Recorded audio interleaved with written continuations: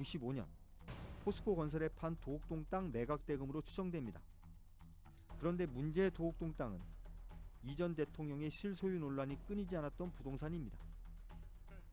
만약 도곡동 땅의 실소유주가 이명박 대통령이라면 BBK 투자금도 모두 이명박 대통령의 재산이 되는 셈. BBK의 주가 조작 책임을 이명박 대통령이 져야 되는 상황이었던 겁니다. 그러나 대통령 출마 전까지 BBK를 본인 소유 회사라고 주장했던 이 전 대통령은 전 요즘 제가 다시 이제 한국에 돌아와서 인터넷 금융회사를 창립을 했습니다. 해서 금년 1월 달에 BBK라는 투자 자문회사를 설립을 하고 논란이 일자 BBK와 도곡동 땅 모두 자신과는 아무 관련이 없다고 주장했습니다. 사면 당당히 제 이름을 사지 왜 그 사람들 이름을 살 이유가 없습니다. 지금같이 정치를 하려고 마음을 먹었으면은 그 땅을 혹시 뭐 형제 이름을 한다든가 누구 이름을 하지만은. 그런데 안홍구 전 청장은 이 도곡동 땅의 실소유주가 바로 이명박 대통령이었다는 증거를 직접 눈으로 확인했다고 폭로한 것입니다. 제가 대구지방국세청장으로 2007년도에 부임을 합니다. 그때 도곡동 땅을 산 것으로 되어 있는 포스코 건설 조사를 하게 됐고, 그 조사를 할 때 도곡동 땅 실소유주가 이명박이라는 그 문서를 내가 직원들로부터 보고를 받는 과정이 있었어요. 근데 그 당시에는 사실 정치 문제로 비화할 수도 있고 또 그 내용 자체가 상당히 민감한 내용이었기 때문에 제가 그 직원들한테 이 우리 조사 본질하고 관계없는 시기의 것이었기도 했고, 그래서 조사 이 서류를 봤다는 것을 자체를 외부에 보안 유지를 하라고 내가 시켰던 적이 있습니다. 그는 본인이 확인한 문서를 자세히 기억하고 있었습니다. 그 당시에 분명히 기억나는 것은 하드카바에 그 안에 서류가 들어 있었고요.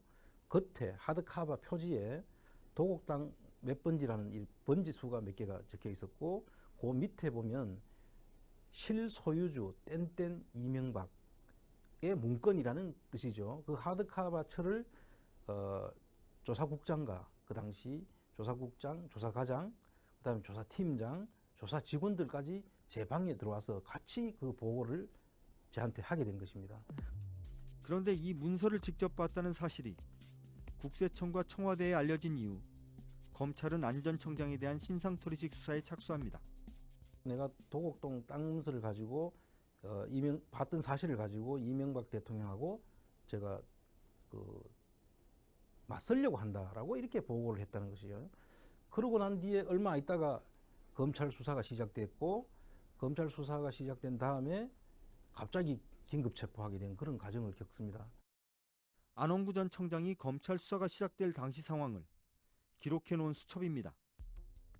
매일매일 만난 사람과의 대화 내용을 꼼꼼히 적었습니다. 2009년 6월 14일의 기록. 안 전 청장이 BBK, 도곡동 땅 문제에 대해 국세청 간부와 대화를 나눈 대목이 보입니다.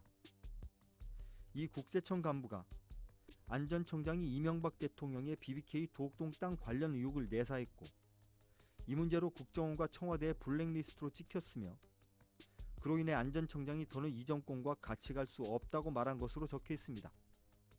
또 다른 국세청 간부는 더 이상은 안 전 청장을 도울 수 없다고 말했다는 대목도 눈에 띕니다. 당시는 안 전 청장이 검찰에 체포되기 넉 달 전이었습니다.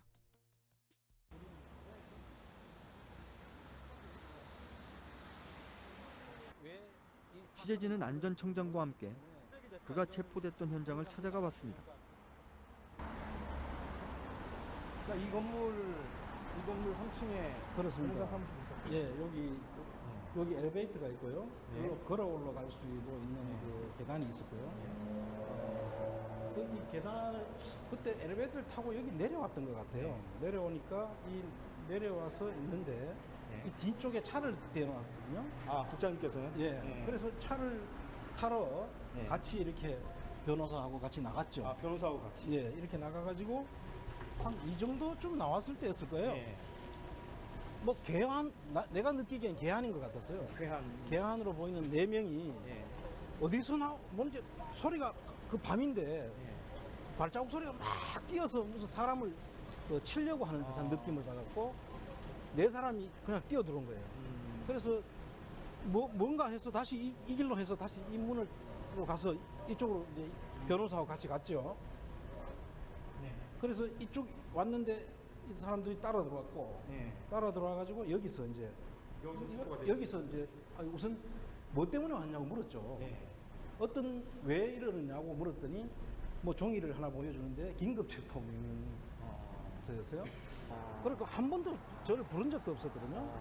뭐 오라든지 가서 설명할 수 있는 저는 사실 가서 설명을 하면 되는 줄 알았어요. 그래서 기다리고 있었는데 한 번도 부르지도 않았어요. 부르지도 않는 상태에서 소환을 할지도 모른다. 그러니까 변호사가 소환을 하게 되면은 준비를 하고 가야 되니까 좀 만났으면 좋겠다고 해서 이리 왔던 거죠. 그럼 뭐 긴급체포 이런 건 뭐 상상도 할 수 없는 상상도 할 수 없죠. 당시 검찰은 안전청장이 세무조사 대상 기업들을 협박해 가족이 경영하는 갤러리에서 그림 사도록 강매했다며 뇌물죄를 적용했습니다. 그러나 검찰의 뇌물죄 주장은 법원에서 받아들여지지 않았습니다. 부실수사, 정치수사 의혹이 계속 제기됐지만 여느 정치사건과 마찬가지로 안전청장 사건을 수사한 검사들도 이명박 박근혜 정권에서 승승장구했습니다. 김주현 서울중앙지검 3차장은 박근혜 정부에서 대검 차장에 올랐고 김기동 특수 1부장은 이명박 박근혜 정권 내내 승진을 거듭하다 현재 대검찰청 부패범죄 특별